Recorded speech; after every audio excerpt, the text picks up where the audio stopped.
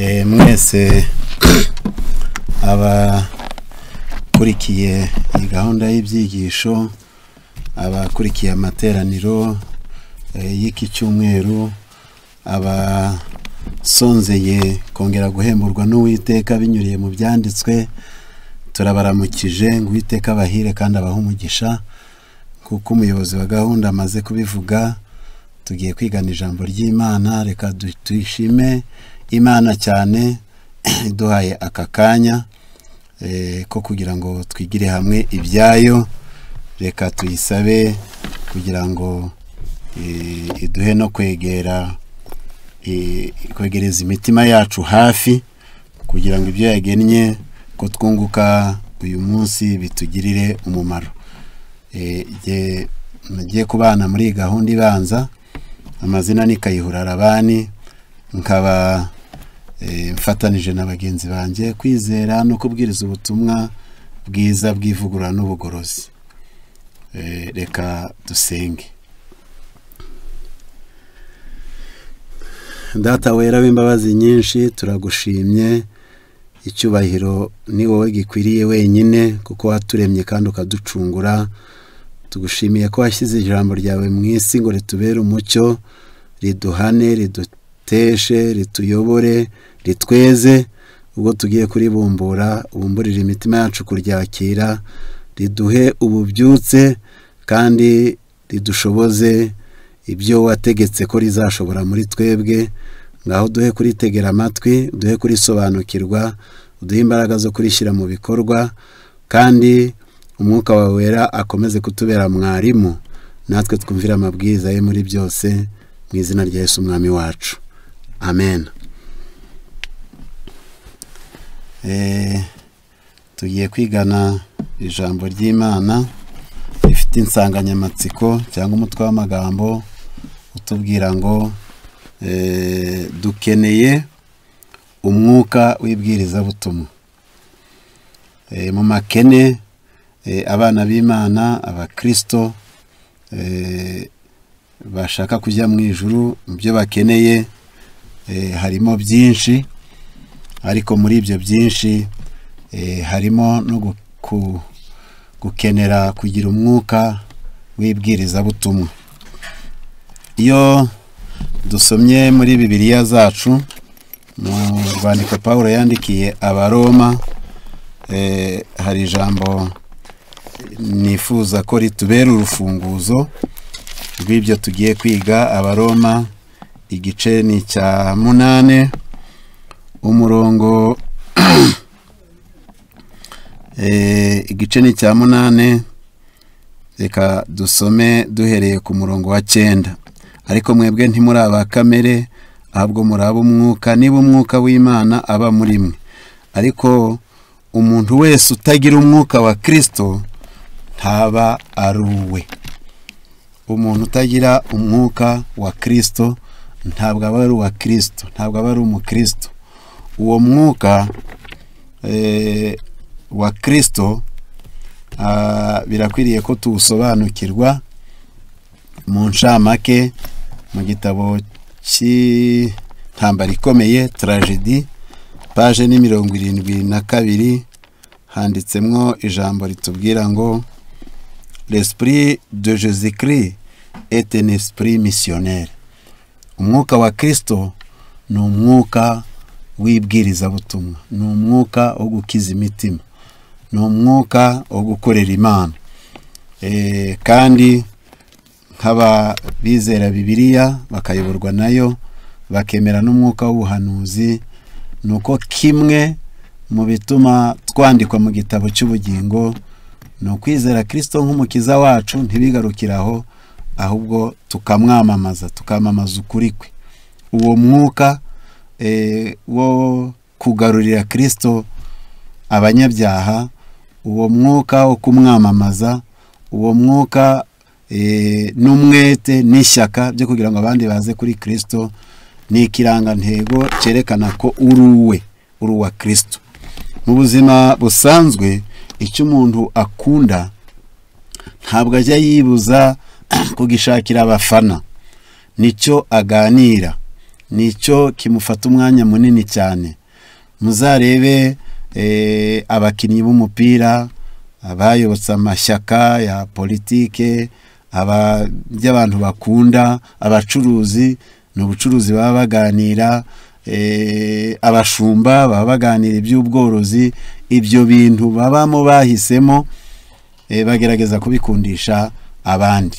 N'abantu bahisemo Yesu bakamwemera, bakemera ukuri kwe. Dukeneye uwo mwuka wibwiriza butumwa.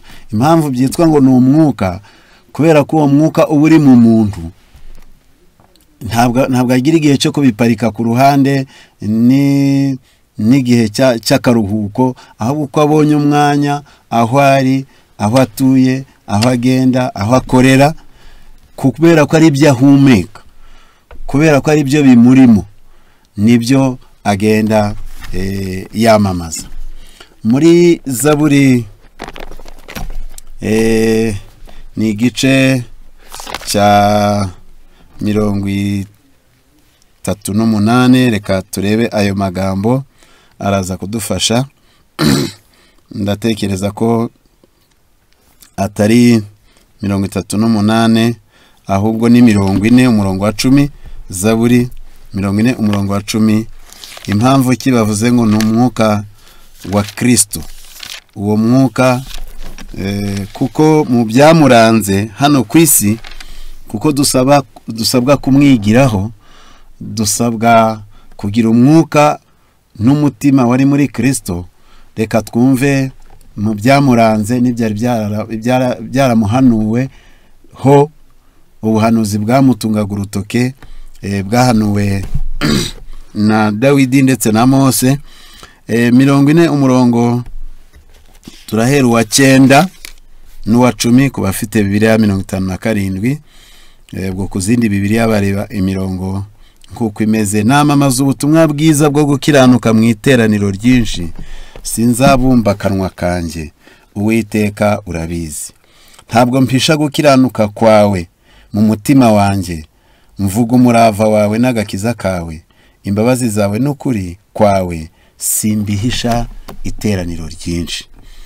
Hano ubutumwa bwiza kububika mu mutima ni byiza, kuko ibyanditswe bitubwira ngo nabiki ijambo ryawe mu mutima wanjye kugira ngo ntagucumuraho. Ariko ubuhanuzi buravuga yuko umurava wawe n'agakiza ngo ntabwo mbibika mu mutima wanjye gusa, mbese ngo bibumwo, ubyumve, ubisobanukirwe, ubyigumanire. Oya, ahubwo kubigeza ku iteraniro ryinshi, niko byanditswe bitubwiye. Yesu niwe wavugwaga ahangaha, ntabwo ahisha gukiranuka kw'Imana n'ukuri n'umurava mu iteraniro ryinshi, uko bishoboka kose. Rero uyu mwuka wo kubwiriza ubutumwa, uyu mwuka wibwiriza butumwa, nje nawe turawukeneye. Muri iki cyigisho turaza kureba utugingo twinshi uko igihe kiri buze kudukundira. Turarebera hamwe kwera k'uyu murimo wo kubwiriza ubutumwa, wo kugabura iby'Imana, wo kwamamaza Yesu, wo gutuma abantu bareka ibyaha bagasobanukirwa. Buri isi iri mu mwijima ukomeye cyane. Ibyanditswe biratubwira ngo hari hakenewe abakozi 1000, haraboneka umukozi umwe. Isi ikeneye abafite umwuka wibwiriza butumwa, abagabo, abagore, abasore, abakuze, abantu bamaze gusogongera bakamenya yuko Uwiteka agira neza, bagasogongera ku butumwa buheruka, bakamenya ubwiza bwabwo n'inyungu zabwo. Ntabwo bakwiriye kubwihererana. Kubwihererana cyaba ari icyaha gikomeye. Ko dusoma mu nyandiko, hari ukwihenda gukomeye cyane kuri mu madini, kwabaye no mu Bayuda, kwabaye no mu batubanjirije, kwibwira yuko uyu murimo wo kugabura iby'Imana no kubwiriza ubutumwa wagenewe itsinda ry'abantu bake, ngo babyerejwe, babitoranirijwe, ngo abandi bakaba indorerezi. Iryo ryaba ari ikosa rikomeye cyane, kandi riragenderwaho na benshi muri iki gihe, ku buryo byabazanira akaga. Turarebera hamwe kwera k'uwo murimo wibwiriza butumwa. Ingingo ya 2 ni amahirwe tuba tugize iyo dufatanije n'Imana, amahirwe yo gukiza imitima.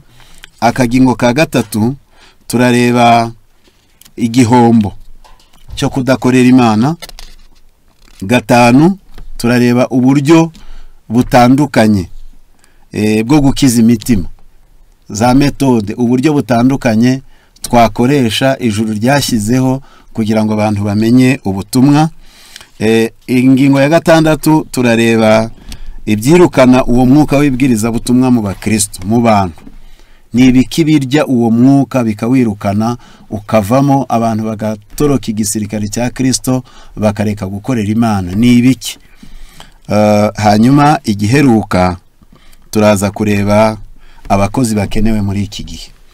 Ndifuza ko twabana muri iki cyigisho, nawe ugakurikira ugasaba Imana kugira ngo uyu mwuka dukeneye iwuducuncumureho, twemere kuwakira kandi mwinshi, kuko abari kuzimirira mu byaha ni benshi, abantu batazi amategeko y'Imana ni benshi, naho utuye abantu bayakerensa ni benshi, abantu batazi ukuri kw'iki gihe ntibabarika. Mu muryango wawe barimo, mu baturanyi barimo, aho ukorera barahari, aho wiga barahari, inshuti zawe barimo. Ni wowe rwandiko, ni wowe ntumwa Imana yatumye kuri abo bantu. Ezekiel 33, nutavuza ikondera, nutatanga imiburo nk'uko bikwiriye, amaraso y'abo bantu Imana izayakubaza. Reka duhere kuri iyo ngingo ibanza, kwera k'uyu murimo. Uyu murimo wo gukiza imitima urera kandi urakomeye cyane, kuko ari ugukorana n'Imana. Mu rwa mbere rw'Abakorinto 3 umurongo wa 9, reka dusome amagambo makeya ahari. Rwa mbere rw'Abakorinto ni igice cya 3 handitse iri jambo.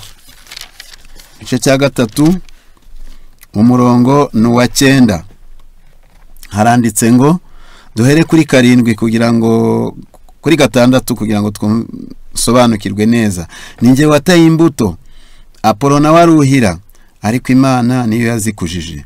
Nuko utera ntacyo aba ari cyo, cyangwa uwuhira keretse Imana ikuza. Utera n'uwuhira barahwanye, kandi umuntu wese azahembwa nk'uko yakoze umurimo we. Kuko twembi Imana ariyo dukorera, namwe mukaba umurima w'Imana n'inzu yayo. Uyu murimo urera, uratunganye, n'uw'agaciro gukorana n'Imana. Nawe wumve ko Paulo ateye imbuto, Apolo arayuhira, Imana nayo irakuza. Ni ugufatanya n'Imana gukura abantu mu mworera, mu mwijima, mu buyobe, bakazabona ubugingo buhoraho. Mu gitabo cy'ubutumwa ku basore, ubutumwa ku basore, urupapuro rwa 203, reka tuhasome aya magambo akurikira. Ubutumwa ku basore, page 203, mu cyongereza ni 205, handitse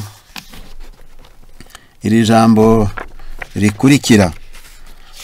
Muri hangana gato nayo iyo page muyandike, ariko reka mbanze nsome 225. Haranditse ngo, l'œuvre qui surpasse toutes les autres, la grande affaire qui sollicite toutes nos énergies, c'est celle qui consiste à sauver les âmes pour lesquelles le Christ est mort. Umurimo uruta indi mirimo yose, kandi umushinga usaba imbaraga zacu zose, ni wa wundi wo gukiza imitima Kristo yapfiriye.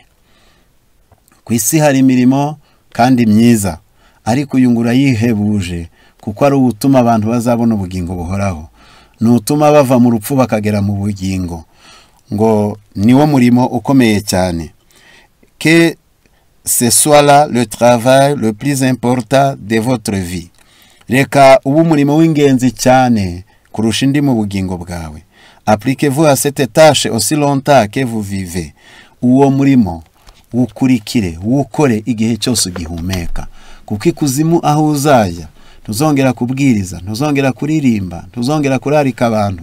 Igihe cyose ukiriho, nk'uko twasomye mu byanditswe ngo Yesu ntabwo yibuzaga guhishura ukuri kw'Imana, guhishura umurava w'Imana imbere y'iteraniro ryinshi. Abo bantu mubana, abo bantu mwakuranye, abo bantu ubarimo umwenda. Ibyanditswe biravuze ngo igihe cyose ugihumeka uwo murimo urera uzawukore. Soyez des collaborateurs du Christ dans cette œuvre si grande et si noble. Aravuze ati ngaho mukorane na Kristo muri uwo murimo utunganye kandi umurimo w'ingenzi. Soyez des missionnaires ou près comme au loin. Ni mube abavuga butumwa hafi na kure. Imana ishimwe cyane ko itavuze kure gusa ngo abantu batanga impamvu z'urwitwazo. Avuga ati sinashobora kugerayo, ntabwo nzi indimi, ntabwo nshoboye gusobanura ibintu bikomakomeye. Ahubwo ibyanditswe biravuze ngo nyabuna gira uwo mutima wari muri Kristo wo kubwiriza ubutumwa kandi ukorera Imana hafi na kure. Soyez prêts à travailler avec succès à sauver des âmes. Itegure bawiteguye gukorana insinzi mu murimo wo gukiza imitima, soit dans votre pays, soit sous des cieux lointains, haba mu gihugu cy'iwanyu cyangwa mu gihugu cya kure. Faites des œuvres de Dieu et démontrez votre foi au Sauveur en vous donnant de peine. Kora imirimo y'Imana kandi werekane kwizera wizeye umukiza wawe nubwo byagusaba igitambo. Aussi seulement de jeunes et vieux voulaient se convertir entièrement à Dieu, s'acquitter des tâches qui sont à leur portée et saisir toutes les occasions pour travailler avec Dieu.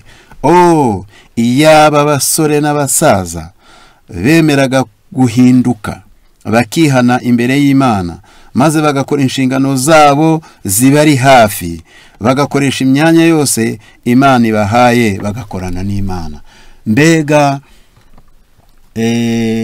agaciro Imana yaduhaye, mbega ineza Imana yaduhaye yo kugira ngo twemererwe gukora kuri uyu murimo wera. Ni umurimo utunganye, ni umurimo ukomeye, ni umurimo wera. Ngo yaba abasore n'abasaza bemeraga kwihana imbere y'Imana, ngo maze bakagarurira Kristo imitima.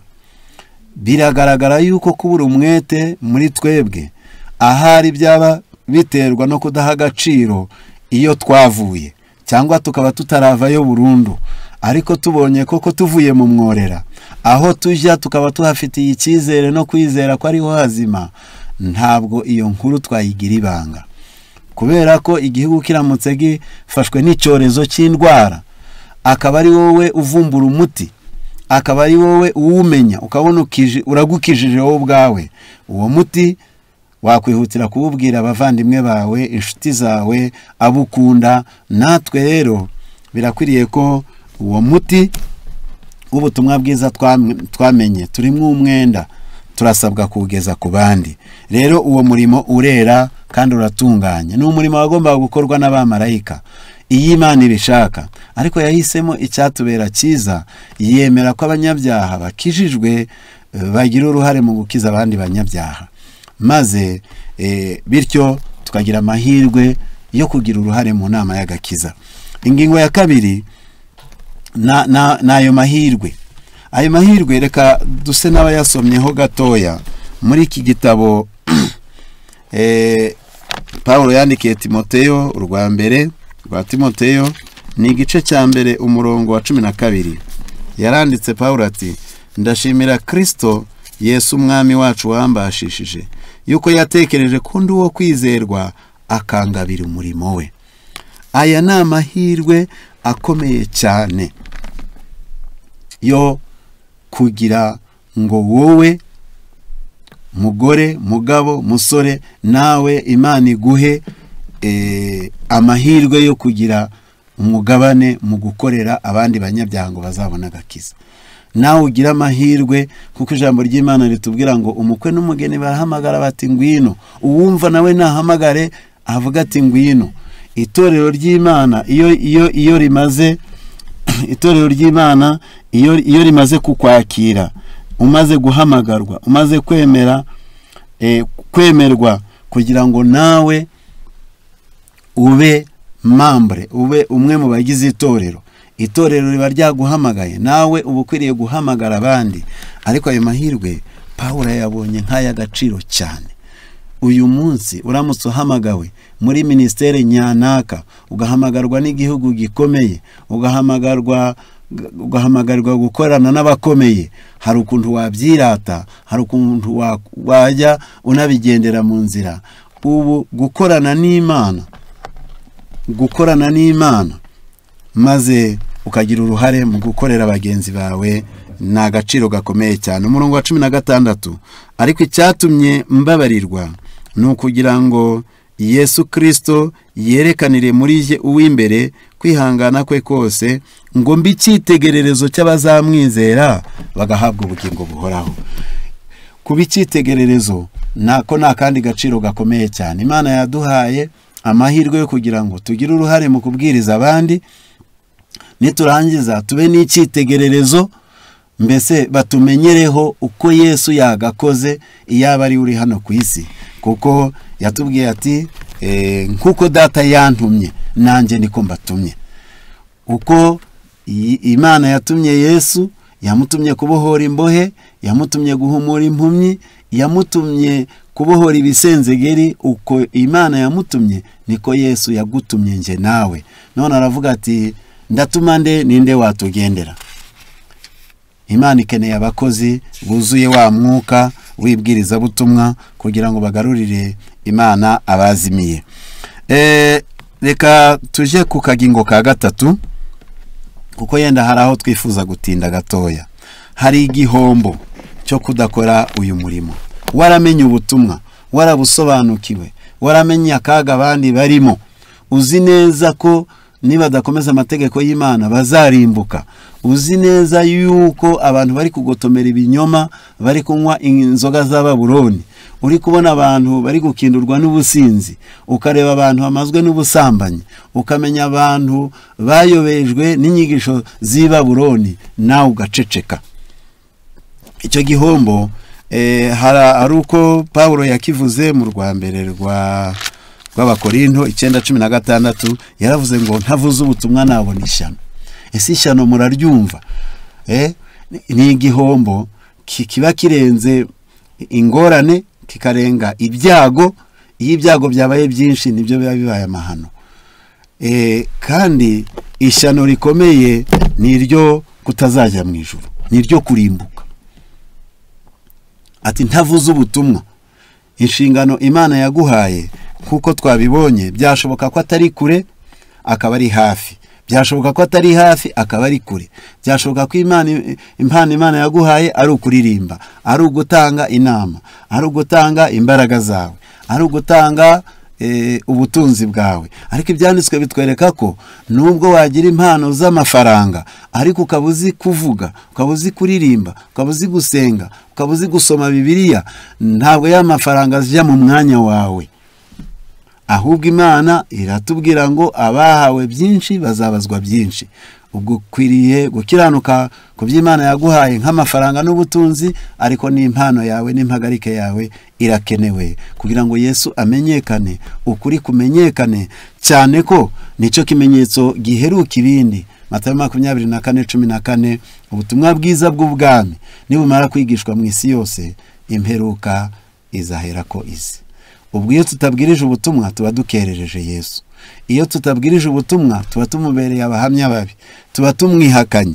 Rero iki ni igihombo gikomeye cyane turamutse tutabwirije ubutumwa. Dore igihombo gikomeye cyaba kibonetse kandi kigaragaye mu gitabo cy'ibihamya, umuzingo n'uwa 3, urupapuro rwa, reka ndebe ko nyabona bwangu, ni page 64 ndatekereza. Yego. Handitse iri jambo. Yego. Ni page 64 ibihamya umuzingo wa 3, haranditse ngo iyo abantu aha inyungu n'ibihombo bigiye bivangwa, ariko ingingo turiho ni igihombo cyo kutabwiriza ubutumwa. Mwumva iryo shyano abakristo abagabo n'abagore bari mu matorero manini bamaze igihe barabwirijwe ubutumwa babwizera, ariko bakaba badafite umuhati n'ishyaka ryo kububwiriza, ingorane n'ishyano rishobora kubageraho cyangwa ryatangiye kubageraho. Haranditse ngo iyo abantu bashyize imbaraga mu murimo w'Imana babwiriza ubutumwa, itaranto zabo ziriyongera, ubushobozi bwabo burakura, bambara imbaraga mvajuru ituma bakorera agakiza abari kurimbuka. Mais si les membres d'église ne se soucient pas d'acquitter leur devoir envers leurs semblables, ariko yabagize itorero batitaye na gato, iyo batitaye kukuzuza inshingano zibareba kuri bagenzi babo, comment peuvent-ils s'attendre à recevoir les trésors du céleste? Mbese ni gute bakwitega guhabwa imigisha yo mu ijuru, ubutunzi bwo mu ijuru, lorsque ceux qui se disent chrétiens ne voient plus la responsabilité qui leur incombe d'éclairer les hommes qui sont dans les ténèbres. Iyo abiyita ko ari abakristo batahaye agaciro inshingano Imana ibareba kugira ngo bakorere abari mu mwijima, lorsqu'ils cessent de communiquer la grâce et la connaissance de la parole, iyo baretse gukwirakwiza ubuntu n'ubumenyi bw'ijambo ry'Imana, ils deviennent moins clairvoyants, ngo bajya bahinduka impumyi, ntibabe abantu bareba kure, ntibabe abantu bashishoza. Iryo ni ishyano. Nawe tekereza, ni za mpumyi Yesu yavuze ngo zirebe ibiri hafi gusa, ngo ntibongera kuba abantu bareba kure. Il n'apprécie plus les richesses dido celeste, ngo ntago baha agaciro impano yo mu ijuru ariyo Yesu. Et n'en connaissent plus la valeur, n'agaciro kayo ntibakamenye. Il ne voit pas la nécessité d'en faire part à d'autres, ntibabe bakigira ikibasunikira kubigeza ku bandi. Arakomeje ati, nous avons de grandes églises dans différentes localités, dufite amatorero manini ari mu birere runaka. Leurs membres ont acquis une certaine connaissance de la vérité, abizera bamaze kumenya ukuri runaka, mais beaucoup ne se contentent d'écouter la parole de vie sans se rendre compte de la nécessité de la communiquer à d'autres, le lumière qu'ils ont récit. Ngo bishimira cyane kumva ibibwirizwa, kumva ijambo ry'Imana, tababwiriza abanaka baje ati batwigisha ubuhanuzi, ngo bishimira kwiga ariko ntibagire icyo bakora kugira ngo batange bya bindi bamenye. Il ne se sentent guère leur responsabilité de faire progresser l'œuvre de Dieu, ntacyo bakora mu murimo w'Imana utera imbere. Et ne manifeste qu'une faible intérêt pour le salut des âmes, yewe n'agakiza k'imitima, ngo inyungu yabyo ngo bayibona gake cyane cyane. Ils sont très zélés pour les choses de ce monde, usanga bafite umuhati mu by'iyi si, mais leur religion n'intervient pas dans leurs affaires, ariko iyobokamana ntabwo barivanga mu mirimo yabo. Ngo shuguri zo bazigiramo umwete, abacuruza barazinduka bagataha igicuku, abanyeshuri nuko, abakora imirimo bakorera abandi, abakoresha abandi, yumva amasaha yayigizayo, ariko ikijyanye n'umurimo w'Imana ntabwo winjiza muri afere zabo, ngo baravuga ngo umurimo n'umurimo na shuguri zacu nazo n'izindi. Parce qu'ils négligent des occasions et abusent leurs privilèges, kuko birengagiza amahirwe babonye kandi bagakoresha nabi imyanya yabo. Les membres de ces églises ne croissent pas dans la grâce et dans la connaissance, ntabwo bakura mu bumenyi, nta nubwo bakurira mu buntu bw'Imana.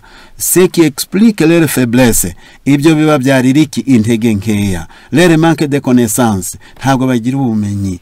Ils n'ont aucune expérience enfantine, yewe ngo noneho ugasanga inararibonye yabo ari nkiya cyane, nta nararibonye, nta bumenyi, intege nke zikiyongera, ntibarebe kure, amaherezo Satani akabahenura. Nimukomeza gusoma iki gitabo, ntabwo yenda ndibuhaje cyane, ariko aravuze ngo Imana yahaye abagabura ukuri, amatorero nayo yakiriye ubwo butumwa n'imirashi y'ijambo ry'Imana mu bishoboka byose, ngo ariko dufite imyaka myinshi y'ubukererwe icyo nicyo cyaha cyacu gikomeye. Abagabura bakoze ibishoboka byose babumburira abantu ijambo ry'Imana ry'agaciro, mais les membres d'église n'ont pas compris le centième de ce qui leur était demandé. Ariko abizera ngo ntabwo bakoze na kimwe cy'ijana cy'icyo basabwaga gukora. None ngo benshi amatorero barimo bahindutse barayeremerera nk'uko intumbi iremerera bayifite.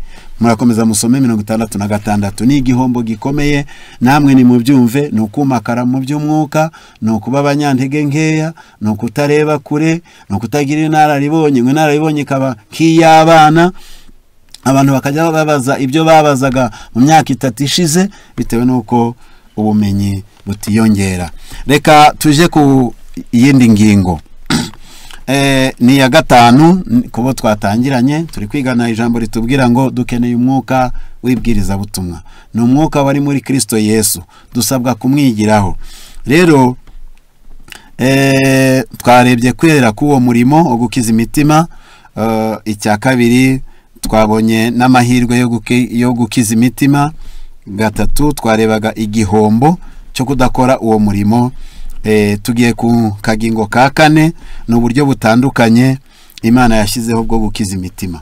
Buriya abantu uko duteye mu buryo butandukanye, harimo abize n'abatarize, harimo abakire n'abakene, igitsina gore, igitsina gabo, hariho ingimbi, harimo abasore, hariho abasaza. Ijambo ry'Imana ritwereka ko twese tutakizwa mu buryo bumwe. Niyo mpamvu Imana yateganije uburyo za metode nyinshi zo kugira ngo zigere kuri iyo mitima. Hariho uburyo bwo kubwiriza mu iteraniro, kubwiriza materaniro matoya, hariho guhugura, hariho gukoresha ubufasha abantu b'imbabare, abakene, imfubyi, abapfakazi, abarwayi, bagafashwa n'itorero, bagafashwa nawe. Ni inzira y'ivuga butumwa. Hariho ubuvuzi kuko abantu ari abarwayi, kubunganira mu nama zirebana n'ubuzima bwabo, naryo ni irindi shami ry'ivuga butumwa. Hariho kubaha inyandiko bahawe mu dutabo dutoya, bahawe binyuriye mu ikoranabuhanga mu buryo bwinshi, kubwiriza binyuze ku maradiyo maze ikoranabuhanga rikagera ku bantu. Hariho no kubabwiriza dukoresheje imico yacu, ingeso zahindutse, babona imirimo yacu myiza ngo bahere ko bahimbaze Data wo mu ijuru. Ni Matayo 5:16. Imirimo myiza irabwiriza, ingeso nziza z'ubunyangamugayo zirabwiriza. Aya mashami yose kuko ijambo ry'Imana ritubwira biradusaba kuyakoresha, tukayakoreramo twiganye Yesu umwami wacu. Mu gitabo cyitwa Evangelize, urupapuro turasoma 118, handitsemwo iri jambo 118. Tugomba kwigira kuri Yesu ko twabonye ko umwuka wari umurimo nuwo kwamamaza ishimwe ry'Imana, kwamamaza ukuri n'umurava byase, ntabihishe. Uhereye agitangira umurimo we, hano ijambo ry'Imana riratubwira ngo 118 haranditse ngo en considérant les méthodes de travail du Christ, nous pouvons apprendre de précieuses leçons. Turamutse twize uburyo Yesu yakoreshaga, twabonamo ibyigisho byinshi. Il ne suivait pas une méthode unique, ntabwo yakoreshaga uburyo bumwe gusa, mais il cherchait de diverses manières, ahubwo yakoreshaga uburyo butandukanye, à attirer l'attention des foules, kugira ngo akurure intekerezo za rubanda, en fait de leur annoncer les vérités de l'évangile, kugira ngo abagezeho ubutumwa bwiza. Hakurya haranditse ngo le Christ ne flattait pas des hommes. Yesu ntabwo yasheshaga abantu, ntabwo yavugaga ibintu byo gushesha intekerezo z'abantu zidakwiriye. Nanone ntabwo yabashimiraga ibihimbano byabo bitari byiza, ahubwo abantu bose yabagezagaho ubwenge buvuye mu ijuru. Il s'étonnait de voir des vérités spirituelles exprimées dans un aussi simple langage. Abantu batangazwaga n'ubutumwa Yesu yababwiraga mu mvugo zoroheje. Le plus instruit était sous le charme de sa parole. Mbese ntatinze natangajwe n'iri jambo rivuga ngo ils avaient un message pour les illettrés, le païen et même sentait que son message s'adressait à eux. Yesu ngo yabaga afite n'ubutumwa n'abatazi gusoma no kwandika, ndetse n'abapagani bakumva ko ari bo ari kubwira. Ijambo ry'Imana riratubwira ngo turamutse dufite uwo mwuka wa Kristo dukwiriye gukoresha uburyo butandukanye, abazi gusoma n'abatabizi, abari ku bigo by'amashuri tukabagezaho ubutumwa bwiza, abahinzi unyuriye mu buhinzi bwabo ushobora kugera ku mitima yabo, abacuruzi nabo yabahaga ubutumwa buhwanye nabo. Natwe nk'itorero, nk'itsinda, nk'imiryango dukwiriye gushaka uburyo butandukanye, niba batabonewe mu nzira imwe bakabonerwa mu yindi, ariko ukuri kukabageraho ukurikije imiterere y'abantu n'aho batuye. Izo nzira Imana yaraziteganije kandi zaranditswe kugira ngo ukuri kugere kuri benshi. Ni ifuti rikomeye cyane kubona imyanya, kubona ayo mahirwe, abantu ushobora kubabwira bakumva, abantu waboherereza ubutumwa kuri message bamwe bakabunyega ariko banabusomye. Izo nzira zose zikwiriye gukoreshwa kugira ngo yisiburirwe, abantu bamenye akaga barimo, bamenye naho bakirira, maze Yesu agaruke. Kuko Yesu ntabwo azagaruka iyi si itari yabwirizwa, kandi ntabwo azatuma abamarayika bavuye mu ijuru, nta nubwo azazura Aburahamu bapfuye, ahubwo arashaka gukoresha njyewe nawe niba tubishaka, cyangwa abandi niba tutabishaka. Iyo dusomye, reka tujye ku yindi ngingo kugira ngo ducungure iminota dushigaje. Tugeze ku ngingo ivuga ibyirukana uwo mwuka w'ibwiriza butumwa, kuko hariho benshi batangiye babwiriza bakitanga, agatanga ukwezi, agatanga 3, agatanga 2, agatanga si cyumweru, agatanga si saha imwe ku munsi, ariko hakagira ibintu bigenda bimumarira inkweto. Muri Yeremiya igice cya 2:25, wirinde ibikumarira inkweto ku birenge kandi nibikumisha mu muhogo, ariko uravuga uti biramaze, kuko nkunda imana z'abanyamahanga kandi arizo nzikurikirira. Bitewe ni gukunda inyungu z'ibyisi, bitewe no kurambirwa gutegereza, bitewe no kutabona inyungu zifatika z'amakashe mu murimo w'ibwiriza butumwa, bituma benshi bagenda bacogora. Ariko bimwe mu bitumarira izo nkweto ni ugukunda inyungu z'isi, 2 ni ukwisuzugura, 3 ni ubwibone mu by'umwuka, 4 ni umwiryane mu miryango, kuko we n'abawe muri kuryana bikumarira imbaraga zo kujya kubwiriza. Ikindi ni ibyaha by'abemeye ubutumwa, nabyo bijya bimara ingufu, nabyo byumakaza mu muhogo, ukabura ibyo uvuga bitewe n'uko ibyo ukora nibyo bikagenda biburizamo ibyo wagombaga kuvuga, cyangwa ibyo wavuze, cyangwa ibyo wavuga. Ibi mu by'ukuri bikwiriye kutubera akabarore, noneho bigatuma abantu b'Imana bakwiriye gutekereza inshuro ebyiri. Bihamya umuzingo wa 3. Reka tugere amagambo make dusoma, ni w'ikinyarwanda, page turasoma page 532 handitse iri jambo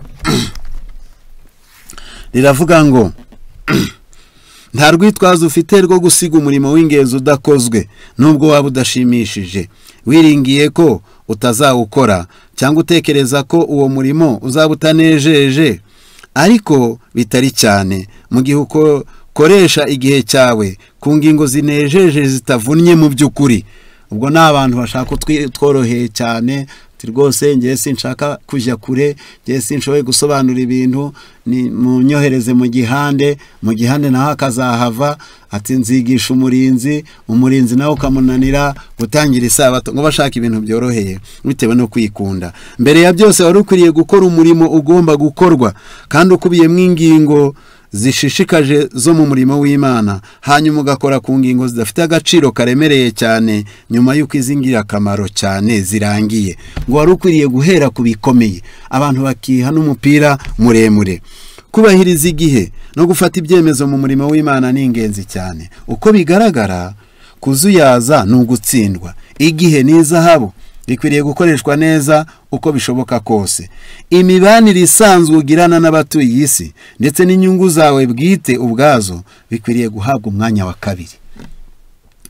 Ubwo ibyatumye ibituma umuhamagaro, ibituma uwo mwuka w'ibwirizabutumwa ushira mu bantu, nuko ibyabo babiha umwanya wa mbere, umurimo w'Imana ukaza uwa kabiri cyangwa wa gatatu cyangwa uwa nyuma. Ariko ngo imibanire isanzwe ugirana n'abatuye isi n'inyungu zawe bwite ubwazo bikwiriye guhabwa umwanya wa kabiri. Ntibikwiriye na gato ko umurimo w'Imana urekwa ukadindira, niyo haba ku kantu kamwe gato, bitewe n'inshuti zacu zo mu isi cyangwa abavandimwe bacu dukunda cyane. Ni ukuvuga ngo bitewe n'iyo mpamvu, nk'uko nari mbisobanuye, gukunda inyungu z'isi, inshuti zacu, ibyo tubamo bya buri munsi.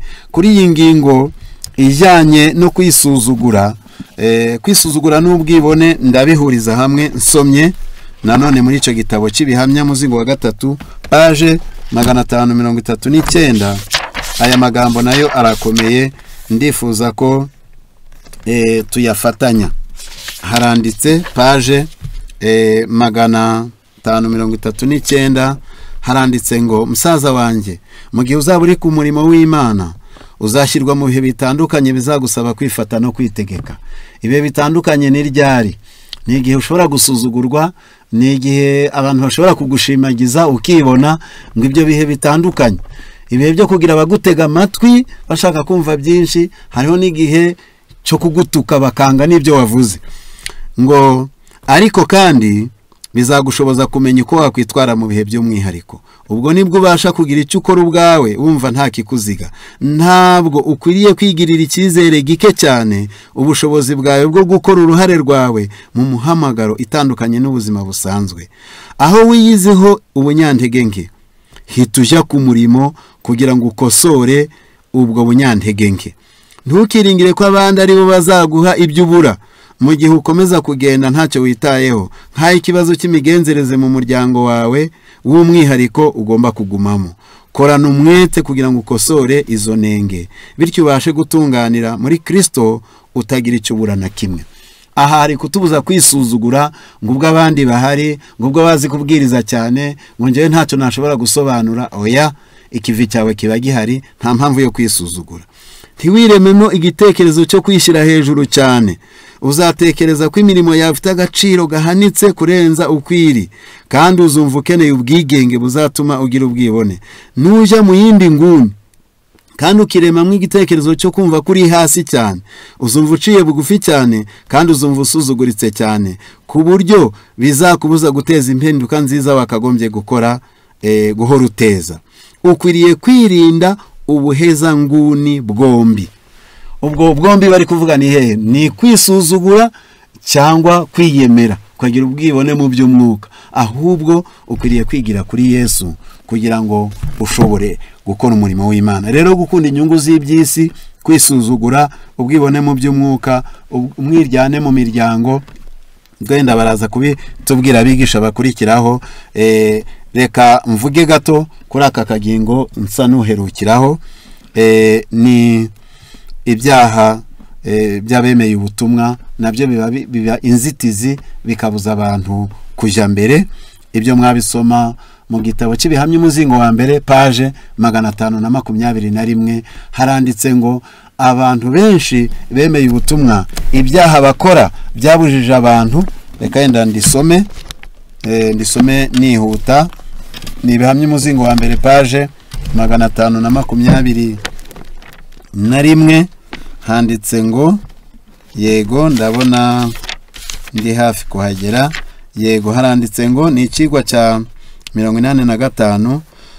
Ngo mubavuga ko ari abakristo harimo ibyaha byabaye inzitizi izitira abantu kugera ku musaraba.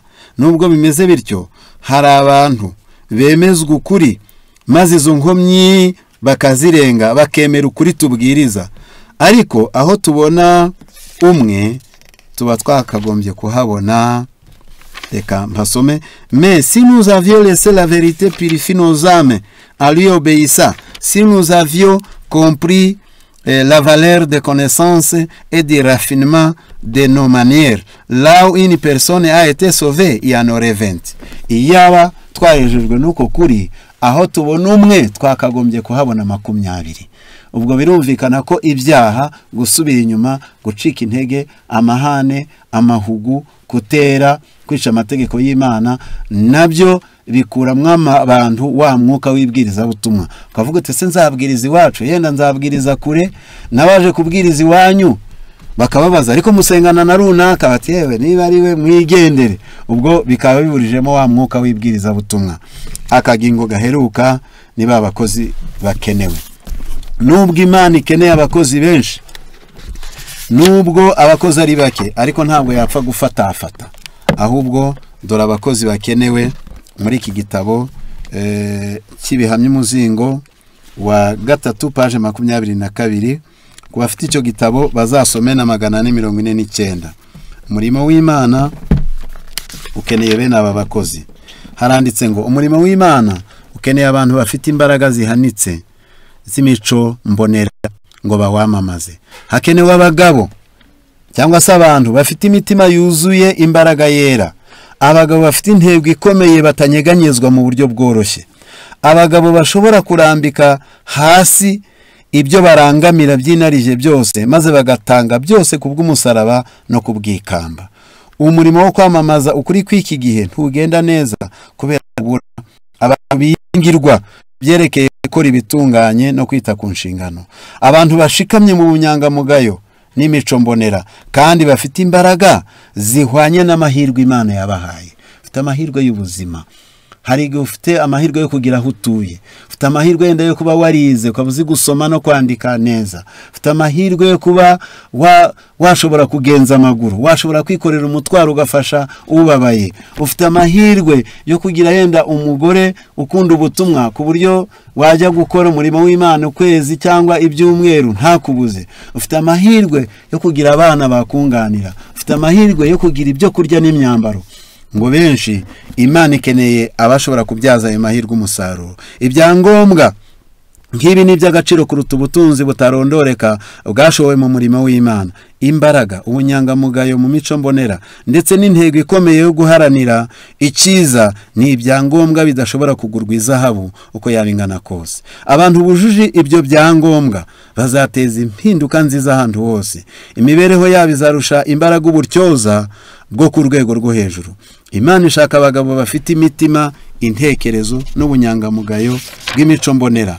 Abagabo ishobora kubitsa ukuri kwayo kandi bazahagararira amahame yayo yera mu buzima bwabo bwa buri munsi. Icyampa njyewe namwe wowe uteze amatwi iri jambo, Imana iduhe gukanguka. Imana iduhe kuba abagabo n'abagore. Imana yabitsa ukuri kwayo, barangiza bakayihagararira muri iki gihe giheruka. Rya jambo nahivuze nsorezaho riranditse 449. Umurimo w'Imana ukeneye cyane abagabo b'abanyamurava, abagabo bafite ishaka ryinshi, ibyiringiro, kwizera n'ubutwari. Abantu bakenewe muri iki gihe si abakoreshwa n'inarije, ahubwo ni abantu bakorana umwete. Dufite abagabura benshi cyane batwarwa n'amarangamutima vuba, b'abanyantege nke mu bijyanye n'ubunararibonye, badafite imico myiza ya Gikristo, batarangwa no kwera ndetse bacika intege mu buryo bworoheje. Ahubwo bagira umwete wo guhaza ibyifuzo byabo kandi bakihangana mu muhati bagira wo gusohoza imigambi yabo yo kwikunda. Abantu nk'aba ntibazaba igisubizo gikenewe muri iki gihe. Muri iyi minsi ya nyuma dukeneye abantu bahora bakangutse. Hakenewe abagabo bahora bakenyeye, abantu bataryarya mu rukundo, bakunda ukuri kandi bafite ubushake bwo gukora bitanga kugira ngo bateze umurimo w'Imana imbere kandi bakize imitima y'igiciro cyinshi.